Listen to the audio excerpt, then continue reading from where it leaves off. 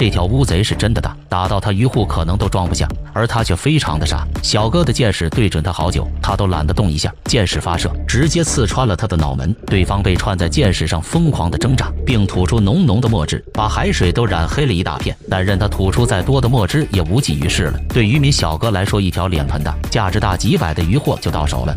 而这条花石雕绝对是个坑货，一箭下去，对方竟直接跑了。小哥赶紧追了上去，却发现了一条更大的乌贼。我的个乖乖！兴奋的小哥对出鱼叉的手都有些发抖，箭矢发射，直接将它串在了箭矢上。就这样简单，第二条脸盆大的乌贼就到手了。把这条巨物收回来后，小哥赶紧潜入海底，并找到了刚才跑掉的花石雕。这一次，小哥直接发射出箭矢，猛地刺穿了对方的身体。激动的小哥哇哇大叫，收回箭矢一看，这条花石雕至少都有5斤以上，刚刚下海5分钟就搞到上千块的渔获，照这个速度打下去，一个晚上就能成为万元户。而今晚的渔情却特别的好，漂亮的金骨鳗到处都是。你看，刚把这条串在箭矢上转了98圈，下一条又出现在海底，刚把第二条串在箭矢上，还没来得及收回箭矢，第3条金骨鳗又出现在前方，接二连三的金骨鳗被命中，也预示着今天的钱捕必将发财。你看，就一小会儿的功夫，第4条金骨鳗就被一箭拿捏。然而这还不是最过瘾的，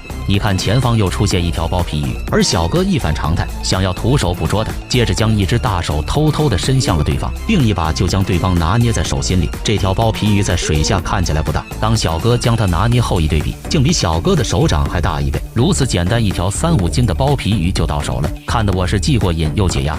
如果你还没看过瘾的话，捕捉这只大螃蟹一定让你看过瘾。你看，小哥一把抓了下去，对方的身体竟比小哥的手掌都还大，抓起来一看至少都有2、3斤。如此大的面包蟹，一个人吃一只都吃不完，它绝对是煲粥的最佳食材。而海底的大眼鲳也到处都是，小哥今天竟遇到了一群，打完这条来那条，打完那条又来这条，而且条条都有2、3斤。你看他仅仅花了3分钟的时间就搞到了3条，如此过瘾的赶海，你羡慕了吗？